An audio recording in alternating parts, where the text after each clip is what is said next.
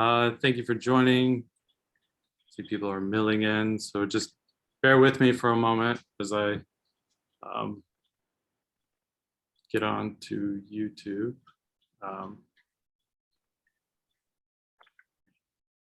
Oops, sorry, just 1 second.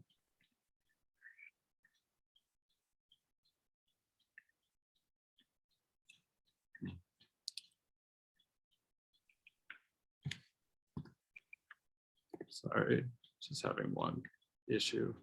Bear with me for a moment, just something unexpected happened, as does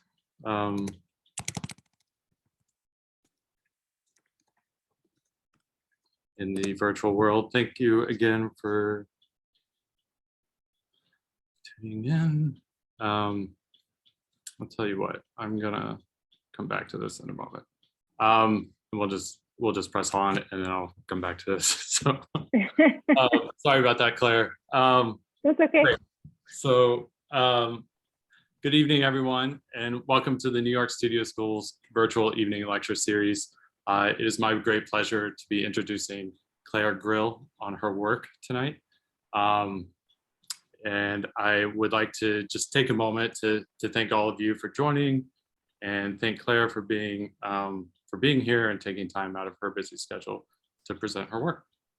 I would also like to just quickly recognize that the New York Studio School Evening Lecture Series is generously supported by an award from the National Endowment for the Arts, as well as the New York City Department of Cultural Affairs in partnership with the City Council, the Robert Lehman Foundation, and many individual contributors.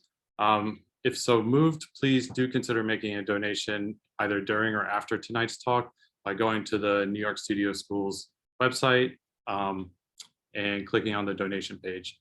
We really are appreciative and grateful to help bring this programming free to everyone.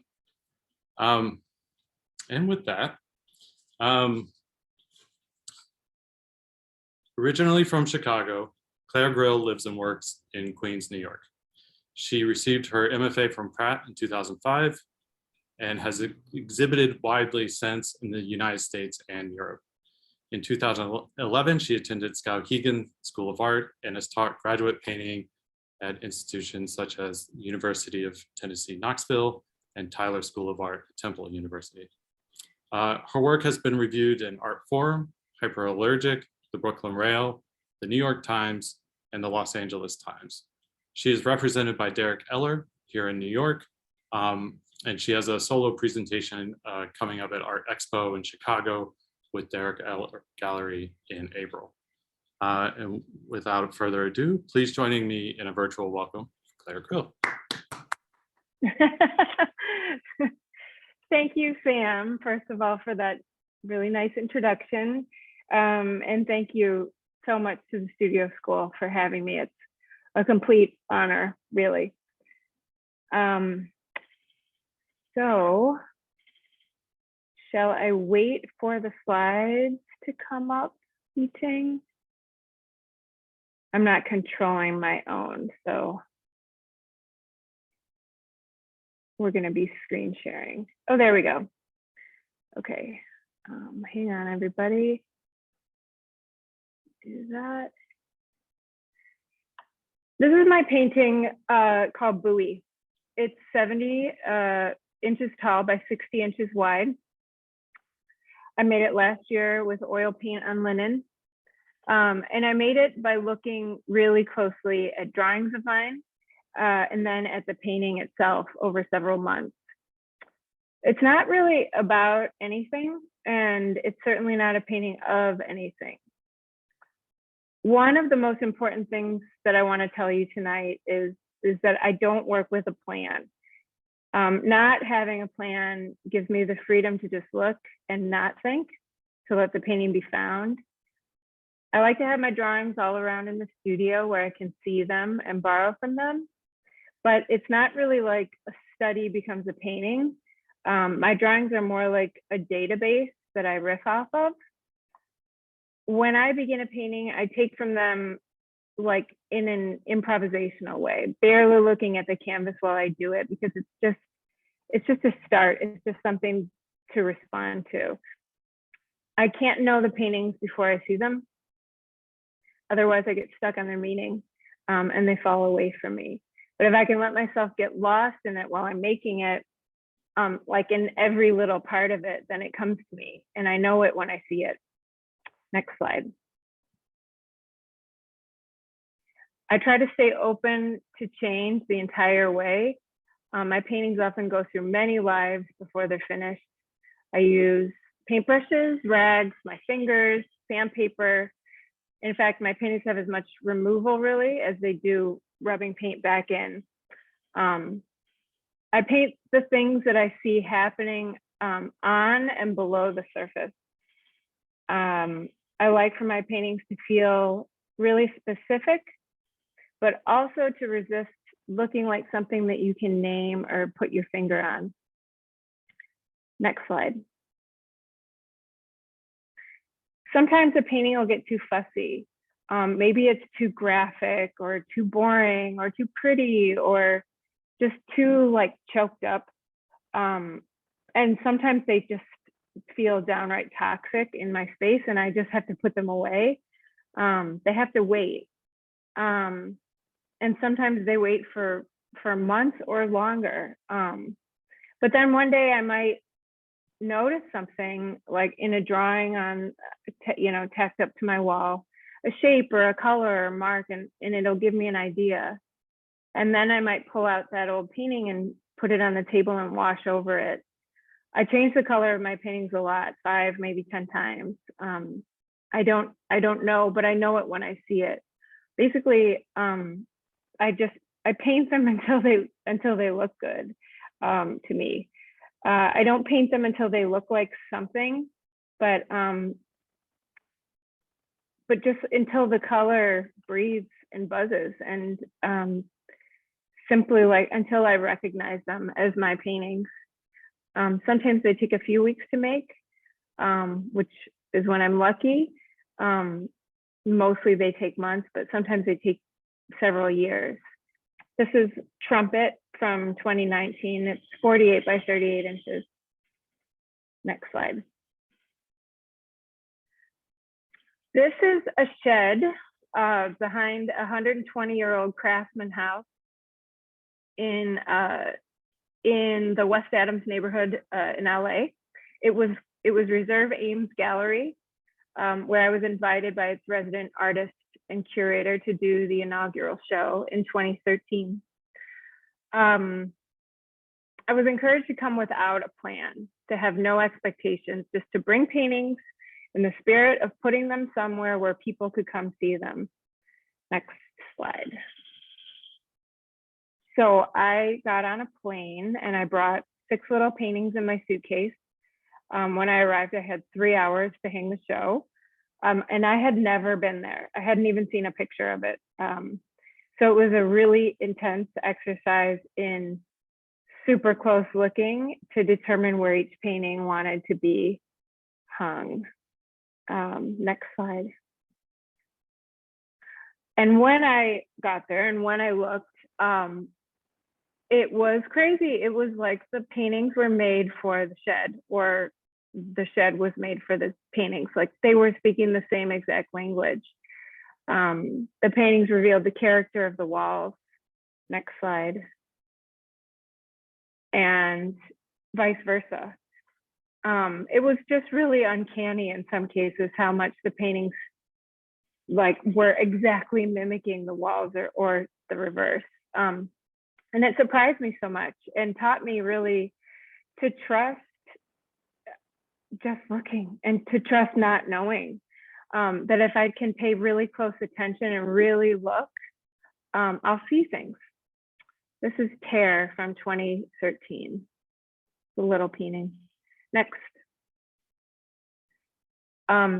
In the lead up to the show, Benjamin, the curator, shared with me an essay by Anthony Huberman. And the essay is amazing, and I think everybody should read it. It's by Anthony Huberman, and it's called How to Behave Better. I think it was written in 2010. But in it, Huberman calls for artists to commit to a new ethics, a new code of conduct. And the ethics is an ethics of I care rather than I know, or I love it rather than I get it, because art is not an explanation machine, he writes.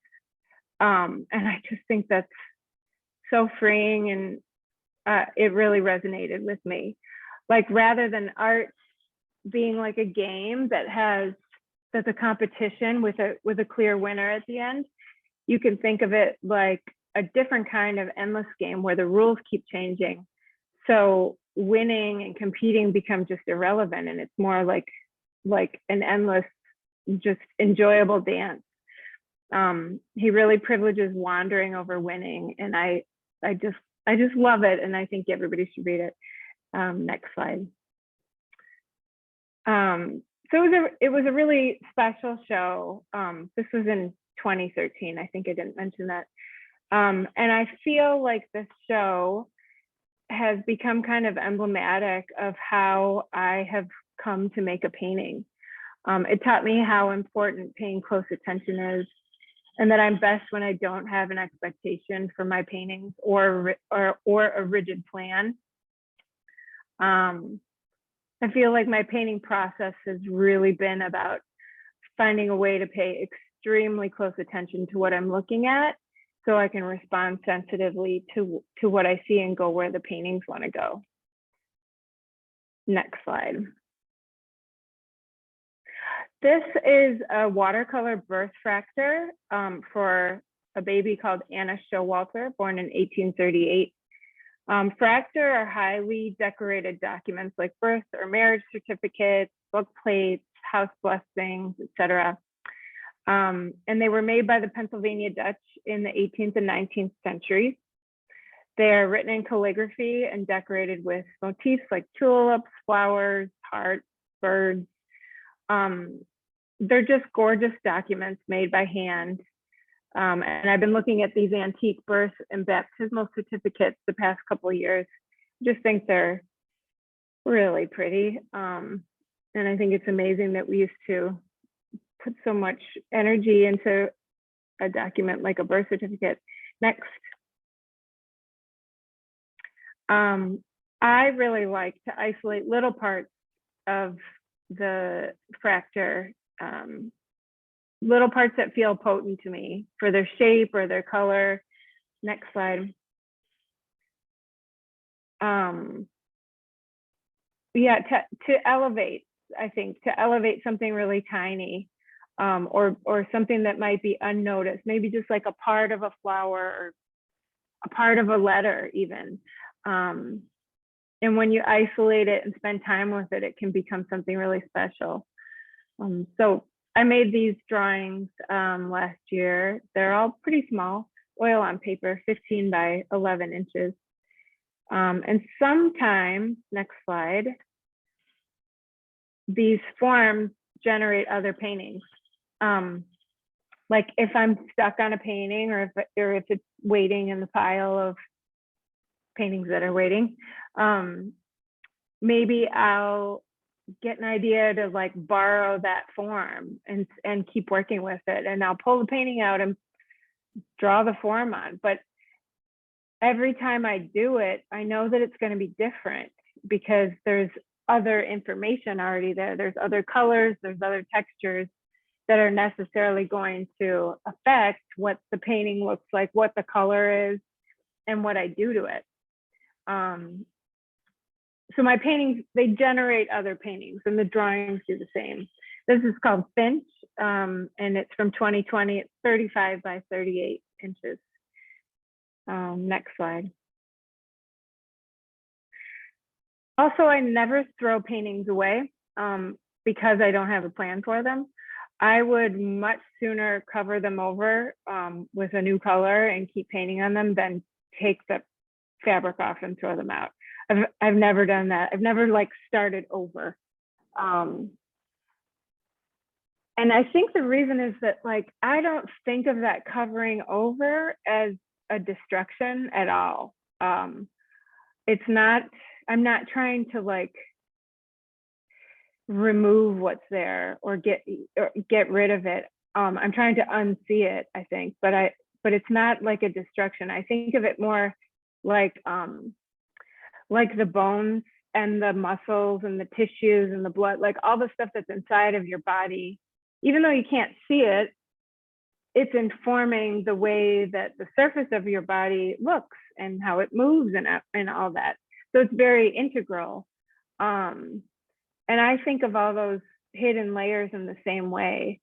They might just leave, like their evidence might just be textural, something that I see picking up some sunlight and that I paint it. I paint it because I see it. Or maybe it's like a color that just peeks through one little part and it's from 6 layers below. But it doesn't matter to me. I think all of that stuff is what goes into these paintings. All the parts are necessary, even though they might frustrate me to no end in the getting there. But I don't ever take them off and throw them away. This is called Vein. It's from 2021. Next slide. Another really important thing that I want to tell you tonight about my work is that I always look at something when I paint. I don't ever make things up out of thin air. I can't do it. It's too hard, or I just feel I can't do it. Earlier on, like 10, 15 years ago, it was photographs that I looked at as source material, specifically photos of my mom's family growing up. I was thinking a lot about the women in my family through their homes and their things. And I loved isolating little parts of the photos. I was drawn to the parts like just outside of the action, maybe like a bit of wallpaper or a shadow on the ceiling or the space between 2 bodies or like part of a curtain, things like this, things that were like not the reason for taking the picture, but little things that got caught in the picture. This is Pinion from 2010. Next slide. This is a picture of my mom's family at Thanksgiving in 1957. I got a hold of a bunch of pictures that my uncle was digitizing at the time. This is like 10 years ago. And I loved looking at the pictures. They just were so full. But importantly, they made me really think about how much more complicated things are than they think or than you knew. You know, you learn things when you grow up, if you're lucky enough to be sheltered from them as a kid. And it wasn't always as rosy as you thought or as it looked, you know, behind the red lipstick and the nice hair and the pretty table. So just this idea that things can be at once really happy and really beautiful and also full of pain was just something I was thinking a lot about and something that was pretty compelling to me. So I looked at these photos a lot to find what I wanted to paint. Next slide. This is a painting I made called Corner. It's 46 by 54.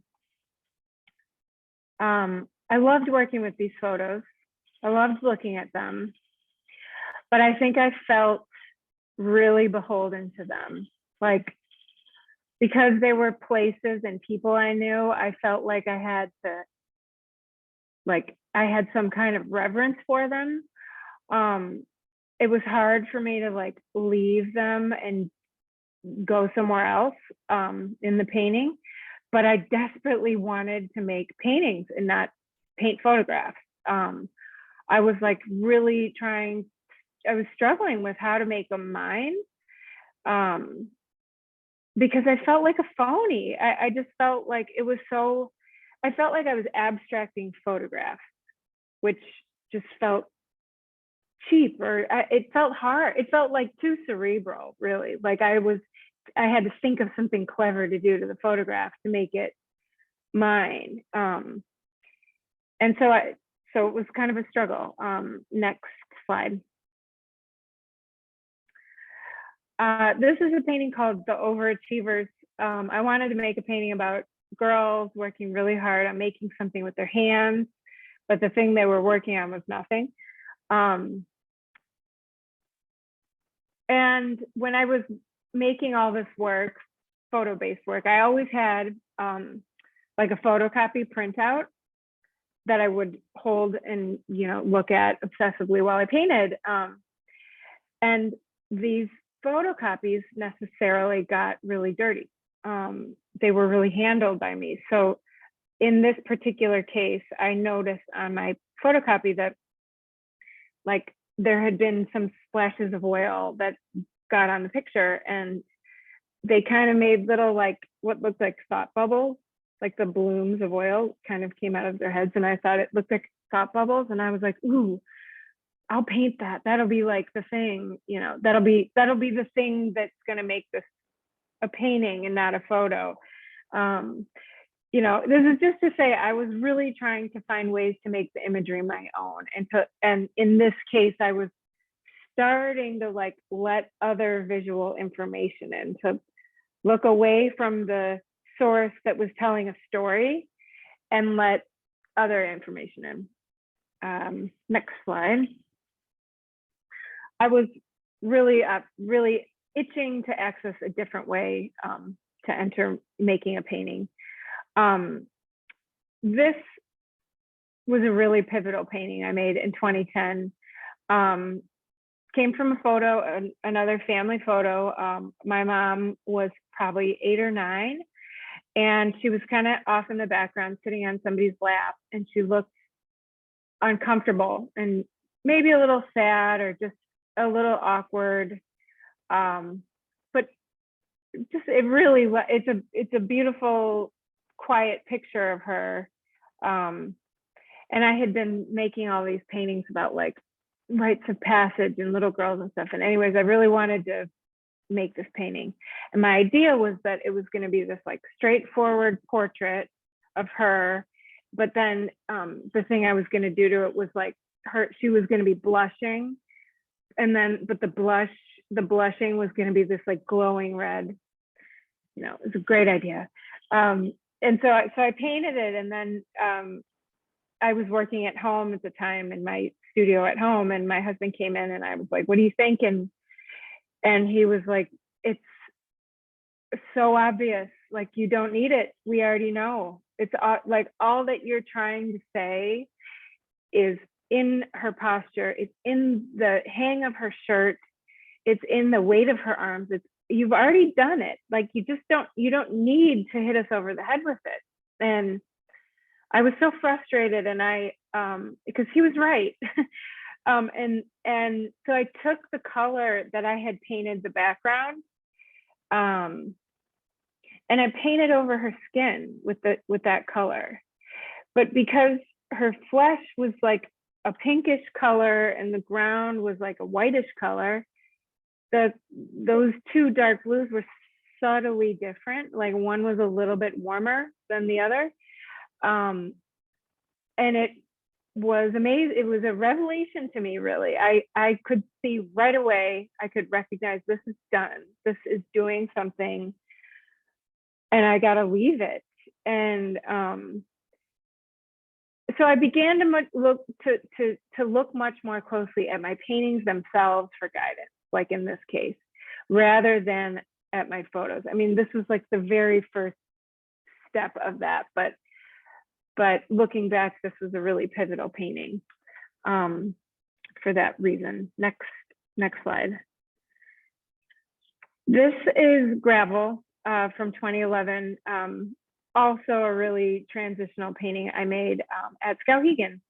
That summer was really great. But there were certain conditions about it that made it really difficult to work in the same way that I was used to working. I came there with like my whole box of pictures and my, I brought all my stuff, But when I got in this new studio, it felt really ridiculous to try to work the same way, because it felt forced. And so I put all my pictures away and I decided to wait and see. Also, the computer lab was farther away. It was like far from my studio. So it wasn't easy to like go make a photocopy. And I didn't have internet in my studio. So there were these little roadblocks that turned out to be really helpful. And the image that I was looking at to make this picture was just black and white on like, you know, thin paper. It just didn't look very good. It wasn't clear. But I wanted to make this painting of a shadow that it was like my mom pushing a stroller and the shadow that was cast on the sidewalk. And I thought the shadow looked really cool. So I was gonna like make a painting of it. And I kept painting it and taking it off and painting it again and taking it off. And it was really strange. It was like the most abstract thing I'd ever made. But I recognized here too that it had presence, like it was doing something. And I knew I needed to leave it alone, even though I was like, not embarrassed by it, but I didn't have language for it. I could see that it had a logic, like there was an available logic you could see about it. Like a viewer could see that I knew what I was painting, but the viewer didn't necessarily know how to name it. And that felt different and kind of good. Also that summer, you get to listen to lectures by all the artists who have lectured there over the years. And I listened to this one by Richard Pousset Dart, who was a mid-century, last century Abex painter. And he said in this lecture, he said, to paint a flower is to paint a lie. To paint a painting is to paint a flower. Let that wash over you. Write it down. To paint a flower is to paint a lie.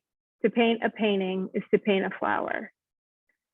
And it was really profound for me. I felt like it unlocked something. I felt like it was permission to not think and just paint. That you're never going to be able to mimic. You're not making the same thing because you're painting. So don't try to make a painting, and just respond and trust your eyes and your hands and your gut and leave the ideas behind. Just let the painting unfold. Next slide. This is an antique embroidery sampler. It was made in 1842 by Elizabeth Pickford. I began looking at samplers about 10 years ago, after that summer in Maine. Samplers are embroidered pieces of fabric made by young girls as part of their schooling if they were wealthy enough to be educated. Commonly, they have the alphabet, numbers, little pictures, and they were used to get domestic jobs in the 18th and 19th centuries and were handed down as family heirlooms, often displayed in the home. Next slide.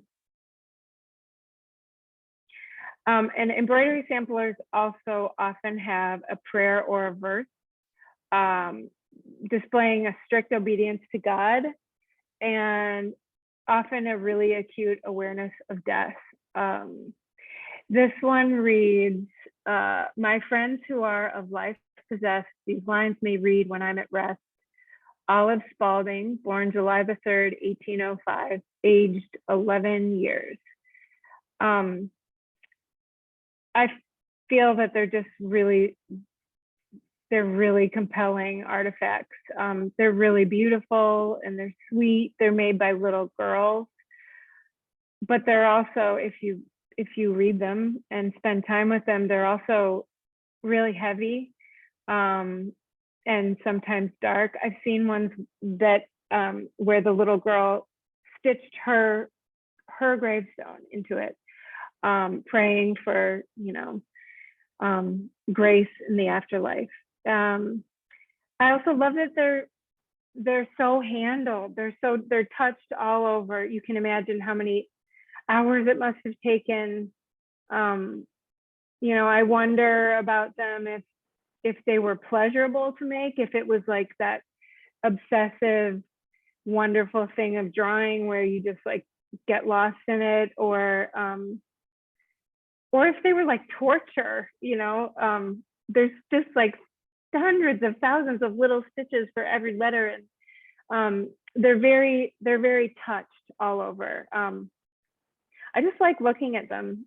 They give me a mood, and I just find them really, really compelling, rich artifacts of women's history. So they've become a rich source for my work. Next slide.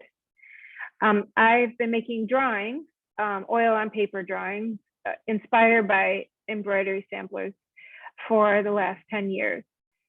My drawings are not transcriptions of them. I'm not interested in like transcribing all that history.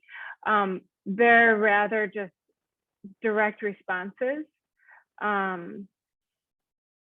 And they've really come to be a way that I develop my own vocabulary, my own colors, my own shapes. I use, again, sandpaper, rags, brushes, my fingers. Next slide. And each one is, oh, and they're very serial. This is like the most serial that my work gets, really. They're all the same size, 19 by 15 inches, oil on paper. And each one is titled for the name of the girl who made the source sampler that I was looking at. That's the one thing that I take, that I keep. I'm not trying to analyze. It's more like they're like little homages to these lives. And when I started this project, or I don't know, this series, I didn't know it was gonna go on for 10 years, but initially I thought that I would make these drawings and then make large paintings from them. I was like, okay, they're gonna be like sketches. And I set out to do that with a couple, and it was awful. I was having the same exact problem that I was having working with photographs. Like I was just completely obeying the drawing and trying to like, I was trying to repeat myself. And it was no fun. So slowly, spending time with these drawings, I began to see that there was so much there that belonged to me already, that I didn't need to look elsewhere, that maybe I could just search within my own drawings for what to paint, rather than looking at somebody else's image of the thing. So my drawings started to become source material. Next slide. And this series, this project has become, it really became the door out of that stuck place for me. It was like mediating the image just that one time, just like making it mine, with my color and my touch and my materials, gave me permission. It felt like I had permission to paint directly from them. I could get like super obsessed with little parts of them because I made them. They were my marks, and they didn't exist before I did that. And that felt great. It felt like, okay, I can go anywhere. And there were so many things that I like to look at in each one. And slowly, I began to think that like maybe it was enough to make a painting about a color, or about the scratchy texture in the background, or the way the scratches look like drawn lines, or weird little shapes. This is Susanna. I haven't told you all the names. This one's Susanna. and it's a recent one from last year. Next slide. I would often just sit with like a pile of these drawings in my lap and flip through them and find the part that looked fun to paint. It was like really that simple. And I thought maybe even though it wasn't nameable, the shapes were specific enough to stand on their own, like kind of like that painting of the stroller shadow. And when I really looked closely at the drawings, at the parts of the drawings, I felt like there was just they were so material. That was it too. There was so much material richness that I felt like there was lots of information there to paint from. So these drawings became not sketches, but like a jumping off place. And at first it was little paintings. Next slide. I think this is like 10 by 11 inches or something. But I like to find little details in the drawings and isolate them and make a painting about them. Leon Golub, the painter, said some of the most beautiful things that exist are just pieces of things. And I think that's really right. There's a beauty and a melancholy in the little parts, the things that nobody notices, or the fleeting moments, the things that are easy to miss. And I just like the idea of noticing that little thing and like celebrating it. This is called Fan, and it's from 2013. Oh, it is 11 by 10 inches. Next slide. Another thing that feels really important to me is that the background has to have as much integrity as the things that you're painting on it. Like the whole thing should be considered and touched and have character and feeling. I feel really strongly about this. And I love linen for this reason. Linen, because it's not uniform, it's nubby and there's little snags in it, and sometimes it's like hairy or there's weirdness. And I love, like, it fights back a little bit, and I love that. It's something to respond to and to collaborate with. And with linen, even if you like wipe some paint over it and take it off, there's going to be residue that's responding to that texture that's like already something interesting. It's already doing something that you didn't predict. And so I love linen. I always paint on linen, and I use like 4 or 5 different kinds just to help keep things from becoming formulaic or predictable for myself. This is Snail from 2018, 15 by 12 inches. Next slide. This is Horseshoe from 2016, and it's 12 by 10. Oftentimes when I make small works, they're small enough that I can hold them in my lap, like reading a book, or like even like a kid coloring where you're like leaning down over it. Because I like to paint really close to the surface. It helps me get all involved in the little subtle shifts. And it also helps me kind of like unsee the painting. Like I can't worry about what it is or what it's gonna end up looking like, because I'm only looking at a little part of it. And I can just worry about that. And it's just not as much of a responsibility, I think. So I like that. This is another point that I would like to make. I really try not to think while I'm painting. And maybe that sounds silly, but it's true. Like before and after, sure, I'm thinking. But while I'm doing it, I really, really try to like shut off my thinking brain and just look and respond.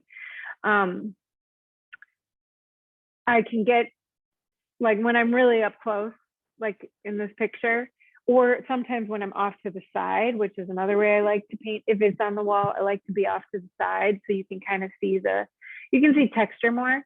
And I love that the same color paint can look different just depending on how you touch it, depending on if you rub it or pick at it, if your brush stroke is vertical or horizontal. Like it can look like suede or rubber or glass or silk. And it's all the same stuff. It's just a matter of how you're touching the material. And I love that. Whoa, sorry, I'm getting a phone call. Next slide.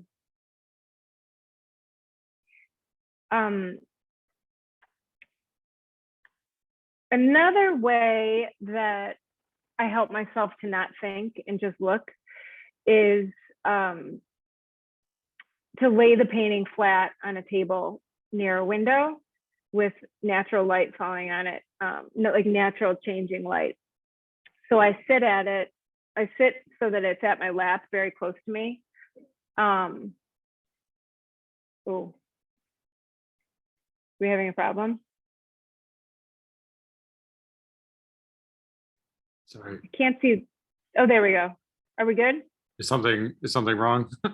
Yeah, it just went to my face instead of the image, but now I see the image. We're back. Okay.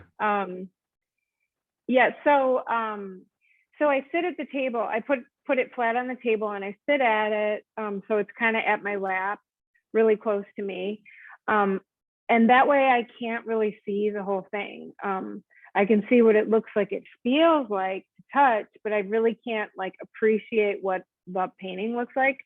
Next slide.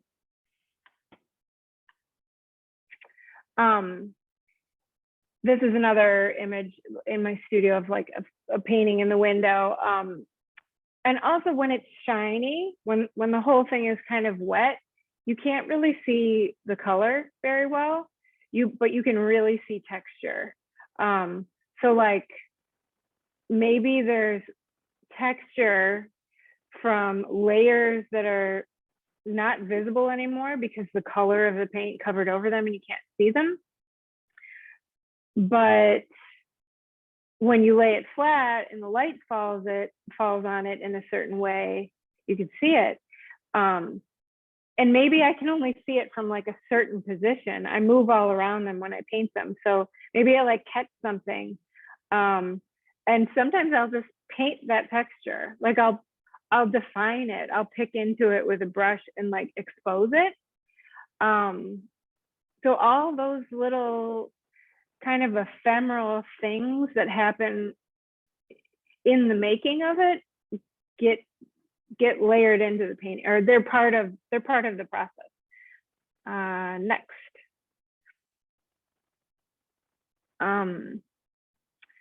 So sitting at the table, sitting at the painting rather than having it on the wall, allows me to really get involved in little tiny areas. And I have this rolly chair that I scoot around. I scoot around the whole thing, and I can work small areas at a time, kind of like a person making a quilt.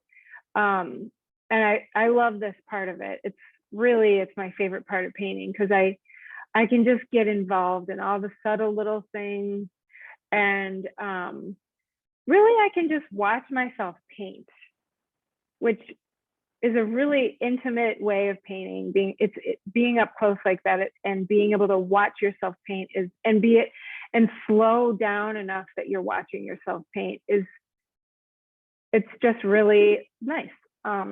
It's my favorite part. It's not about thinking, it's really just about looking and responding. Next. Then I put it on the wall. And of course I do look at them on the wall, and I start to make decisions. I start to see relationships, certain shapes reaching towards other shapes. I find parts that I want to pull forward or bury back down. But on the wall is when I start to kind of finesse it. And maybe maybe they get stuck, or maybe they get like overworked and then they go away for a while, but they go up and down like that on the wall and down on the table, back and forth, layer upon layer, until they're finished. This is Wich. It's from last year, 2021. Next slide. I layer my paintings a lot, but not because they require it. It's not that I need to have lots of layers in my work. It's because they aren't ready. I want them to feel like they've lived, or like they're seasoned, like a cast iron pan or something, like they've really gone through it. And so they get covered over. This layering is a covering over. But sometimes the covering over, it's the part that reveals the most to me. I've learned that making the painting unfamiliar, so that I can, if it's stuck and if I'm like really frustrated with it, I need to make it unfamiliar to forget what it was in order to see what it really is. And I know it sounds kind of like cryptic, but a way that I thought to describe it the other night is like if you make a rubbing of a leaf, like, so you find a dry leaf and your brain can see it and think leaf, because you have that language and you have that visual, whatever, your brain thinks leaf. But then you put it on the table and you cover it with a piece of paper so you can't see it anymore. And you rub the paper with crayon, and you can watch the leaf reveal itself. Like, you can see all of its little intricate details and the veins and the edges, little intimate characteristics about its shape and texture that you'd really overlook if your brain was only allowed to think leaf. So I think of it this way, that this covering over is oftentimes what reveals like the essence of the paintings to me. Next. But it does take me a lot of nerve to wash over them. It's not easy, even though like I know that's what they need. I get attached to them, and there's a lot of time, and there's a lot of little parts that I really love. But it's really hard to watch. It's hard to get there. This painting, as an example, I'll just tell you, like, this painting started out as like a brown and dark purple painting there was like a lion form and a globe and these floral things. And then it got washed over with like blackish navy blue. And then there was like a vase kind of form with vertical or horizontal stripes kind of in it. And then that was like way too much, and it was no good. And so then it got washed over with like a grayish blue. And then when that dried, I took big sheets of sandpaper and lightly scratched at it so that the dark blue came through in scratches, like it came through from underneath. And then a different drawing, like one of these, like a tiny drawing that I had, I borrowed from that to put a composition on it. And then finally, like a thin brown wash went over it, and I found this weird green color. And then like the final layer of this painting, it happened in like a couple hours. Like, it was really, really quick one night. And there was over a year's worth of paintings under there, but they all inform different parts of what you end up seeing. And that is all to say too, that color is often something that I find in this way, in this kind of backwards way, rather than something that I choose from up front. This is marble from 2021, 64 by 46. Next slide. In Anne Truitt's Daybook, which is a wonderful book, she says color occasionally just takes charge. The more I work with it, the less I seem to know about it, and the more I trust it. And I think that's really right. I keep lists of colors that I see places, just colors that I like, and I sometimes try to recreate them. I can really remember just looking at my list, like, and my little notes about them. I can remember what I wanted. I can remember what they looked like, and I can mix them up. But the truth is, like, those colors rarely end up staying. It's kind of a fun exercise.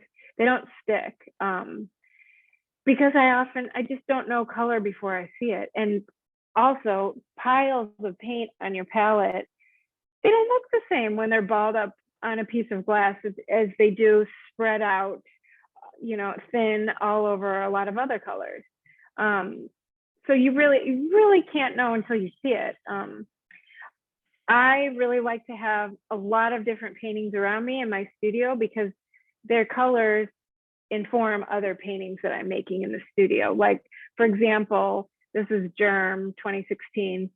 It's super bright. Like, if the studio is feeling too acidy or bright or rainbow or like a kindergarten classroom or something, maybe I need to, next slide, like, tone it down. Maybe it needs to get dirty and earthy, and I've got to sort of like balance it out like that. And I also it's important to me that each one feels different from the next one. I don't want to repeat myself. I find it just so boring, and I feel like a phony when I feel that happening.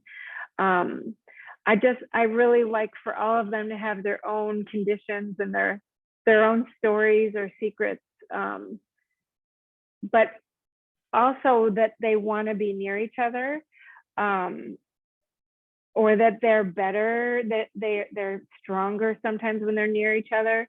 Next slide. I like in my studio for them all, for them to kind of like play off one another or highlight one another. Certain paintings really sing when they're near other paintings. It's kind of like the idea that red makes green look greener when it's near it. It's like it celebrates it. It shines a light on it, or it like illuminates it. And I love when that happens. And I'm always moving paintings around in my studio to allow for that, or to figure out what else the group needs. I really require a lot of work around it once. And they don't all make one another sing either. Some of them don't like play together. But I move them around a lot and look at them a lot until I feel that happening. Next. I do a lot of just looking in my studio. I look at my paintings till I see things, and then I paint those things. It's kind of that simple. Once I'm in the work, my face really close to it, the painting itself, that's my source material. In the beginning, I'm riffing from drawings and stuff, but it's like the first pass. I'm not even looking at the canvas. It's just like, it's so improvisational because I know they're going to change. And sometimes just looking at them, just spending time is the thing that finishes them, the thing that helps me recognize them. Next slide. This is a tiny drawing. Sometimes when I'm looking at my paintings, especially if a painting is stuck and bugging me, but there's parts of it that I like, I have learned to make little drawings of the parts that I like in order to let go of those paintings, so that I can keep working on them and let them go, because I know they need to let go, or that I need to let go, but it's like really hard to do. So I make these little drawings sometimes. They're like snapshots. They're like, little snapshots, so that I don't forget them. Next slide. Here's another one. And I do this because my paintings change a lot. They're like they're kind of like reverse sketches. Like I sketch from my paintings rather than paint from my sketches. So yeah, paintings generate paintings. Next slide. This is another series of drawings I made with the same intention of preserving the little forms. And sometimes the forms that I notice, you can really like only see from an angle because it's like just texture that's making that form. Like really ephemeral stuff like that is so exciting. So sometimes I'll like just make a drawing of the thing that I caught, that my eye caught. But in this case, so I had these navy pastels that I thought were really gorgeous. And I love pastel, but I hate spray fixative. I just think it just kills them. So I don't use them very much. And one day in my old studio, I noticed somebody had left a roll of pink rosin paper, that like cheap Home Depot paper that's kind of rosy. And I really wanted to see the navy pastels on the paper. But I was like, I need a binder because I'm not going to spray them. So I was like, well, I'll use oil medium to mix in with the chalk or with the pastel. But then I was like, I need to size the paper to protect it. So I put rabbit skin glue all over it, which is what I sized my canvases with. And then that made the paper like curl and sag and get sparkly all over. And I loved it. They suddenly looked like these weird like skins or pelts. Next slide. And they're really funny. They're like little drawings, but because the material was new and unfamiliar, like it brought this whole new set of problems and interesting conditions that were like really unpredictable. But it meant I had to be responsive to the material. So it's just another example of like close looking, yielding like surprising results. This one I drew the shadow. I like drew the shadow that was cast in the bottom of this one. Next slide. I try not to back away and think too much while I paint. Philip Guston talks about collapsing the time between thinking and doing. And George Saunders, the writer, says that you have to be alert to what the thing's telling you. And I think both of these sentiments are really right. I have found that I really have to turn myself off, or my thinking self off. I have to quiet my mind and really listen by looking. I have to give my complete attention, because to me, good painting, it's a collaboration. It's not a one-way executed plan. And I have to have humility. If I don't presume to know it before I see it, it can surprise me and show me things. At least that's where I think that the magic happens. Next slide. Someone told me once that a painting is a painting when it has a face and it looks back at you. I love that so much. It's not about figuration or even representation, but it's about the painting having presence. And it's also about you recognizing that presence, like the artist recognizing that presence. I think that both of those things really need to happen, and you have to be open to it and also aware enough to be able to catch it. Then you get to call it a painting. And that's it.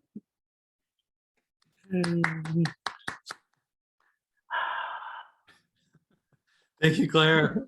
You bet. This is great. I know we I can either leave this up or stop screen sharing, but just to let everybody know, I see some questions in the Q&A in the chat. Feel free to oh, I don't know how I do that. Okay, view options. Nope. I can read them to you. Oh, great. That's great. Okay, so please do put in your questions, and hopefully we'll have time for all of them. But thank you, Claire. That was You're welcome. cool. Yeah. So I'm gonna try and go through these. they were coming in during the show, so some might be from earlier. And like this question from Anna, and they're asking, how did you first come across the embroidery samples as a source of inspiration?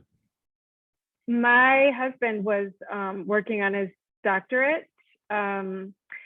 He studies early American literature, and he came across them in his research, and he just was like, and I had been making all that work about my mom's family, and really looking at like textiles too, like the upholstery and the curtains and things like this, and clothing. And he just was like, you should look at these, you would love these. And he was right. I did. I didn't know that they would like stick, that I would find so much richness in them, but yeah, I still make them. I have them around me in here right now. You can see a room of them at the Met. I mean, they have them at a lot of museums, but there's a room at the Met with some.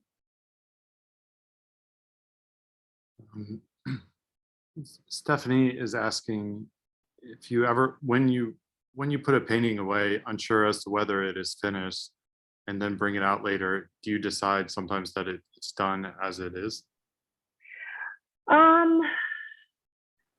No, not really. Usually the ones that are like done, that wait a long time, I don't put them away. Like they stay on the wall, and I look at them and I'm like, I feel like you bother me, but there's nothing I want to do to you, kind of thing.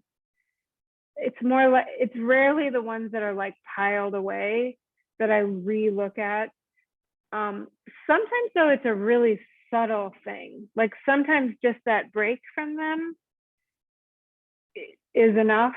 And then I look at them again, and it's something really, really subtle that needs changing. Like I don't even know what, just like sometimes they don't go through the whole facelift color palette change. Sometimes they just get like finessed a little bit. But usually I'm best if I let go of the whole thing. I've found, and usually like the more radical the change, the stronger the painting ends up being. I think it's something about turning off my brain.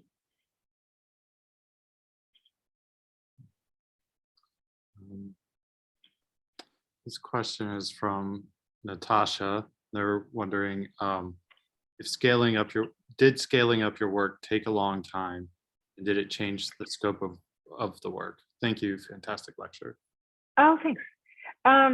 In fact, I had a show in 2014 at a gallery in LA, and the space was really big, and I decided to try to make a couple big paintings. It was kind of like a challenge. The gallerist suggested it, and I was like, okay, I'm going to try this. And I was working in my, I had my studio at home in my apartment for like 10 years in our bedroom. And so it wasn't very big space. And I could only have like two big paintings up on the wall at a time. And I also don't like drips. So I laid the painting flat, and it was amazing because it was the same. It was like a seamless transition. It's how I really, it's the thing that helped me understand why I painted the small paintings so close. Because being at the table at a big painting, or even if it's on the wall, like I'm necessarily smaller than it. So I can only see a little part of it. And it was like, it was a radically different size for me, but it didn't feel radically different, like mentally. And it was almost easier because I really couldn't handle it. I couldn't see it even as well as I could see the small work. So that shift happened like really rapidly. The slowly undoing the imagery happened over many years. But the but the size difference was, it was just like a risk I took that ended up being really seamless. Jen Cacciola is asking, they're saying, since there seems to be a preservation intention in the snapshot sketches that you make of areas of paintings that have to change, what happens with these? Do you find yourself wanting to resurrect those forms in future paintings? Yeah, sometimes I do. Sometimes sometimes a large painting, if it's feeling like too diffuse or like too many little things of the same size, especially lately, I'm finding that I'm looking to those little drawings. I mean, they're this big too, they're really small. But maybe I'll borrow that composition to like anchor a huge painting. Yeah, or I'll look at them for color ideas or texture ideas. But yeah, they're another like database. And sometimes they do that, and sometimes they just stay little drawings, you know, they're like their own thing. Do those little works have like any other memory component to them, or is it just like them themselves? What do you mean memory component? Like a specific kind of like allusion to something, or you know, maybe stands in for something else. No, they're just drawings of like a little piece of a painting. They're almost like representational of like little representational sketches of a piece of a painting. That's that's all. And sometimes the colors change. I take a lot of liberty with the colors, and oftentimes, honestly, I like to just use what's on my palette. So I don't care too much about like like obeying the color that's in the painting. It's more about the form that I'm trying to preserve usually. So this question's from Anonymous, and it's kind of a follow-up, I guess. Thank you for the generous sharing. I have a question about the subject matter. The transformation of your work is from representational, legible to something more transcendent and material. Do you identify yourself as an abstract painter? And what's your thoughts about abstraction in terms of artistic language? I don't know. I feel, ooh, my headphone. I feel like I used to really resist those designations, like representational or abstract, because I didn't like decide to be an abstract painter or to make abstractions. I can recognize that these are abstract paintings, but I don't know, they're just paintings. And I would like to be able to paint anything, to be able to paint something that's nameable or not, but that the way that it's painted is the thing. Maybe everybody thinks that. I don't know. I think that's like the dream.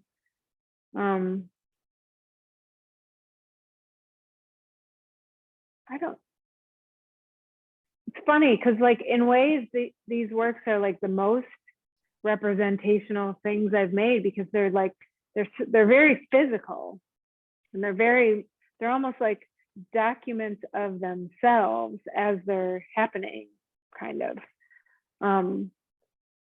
which is very like very real.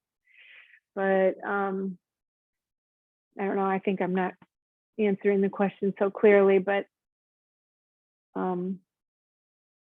yeah, I kind of just like don't use those designations very much. I don't think it really matters. And I also think some of the most abstract things are paintings of things, you know, like because of the nature of paint. Kind of goes back to your Leon Golub quote, perhaps. The one about the pieces of things. Oh, I think it was Golub. I might be wrong. The flower. Oh, that was Pousset Dart. Yeah, right. And in fact, that's so funny because in that lecture, the students, because I think he had been a more representational painter previously, and he was making these really abstract works, and the students at Skowhegan were really pressing him in his lecture about, are you making abstract paintings now? And he was really fighting back about it. And I think that's how he came to say that it's to paint a painting, to paint a flower is to paint a lie, to paint a painting is to paint a flower. And I feel like that's it. I just feel like that says it doesn't matter. It's a painting. It doesn't matter what you call it. It's not about language. It's not about naming or like defining it. It's about looking at it and experiencing it. And there isn't language for that. There's not a category for that.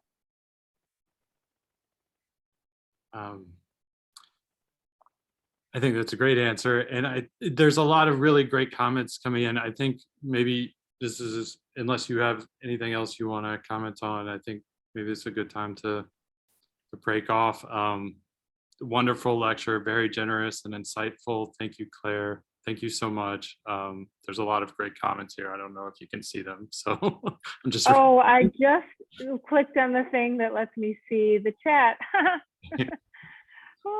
Oh, too bad I didn't see all the. Is this going to go away? This is probably going to go away when we end. That's I think. Okay. Okay.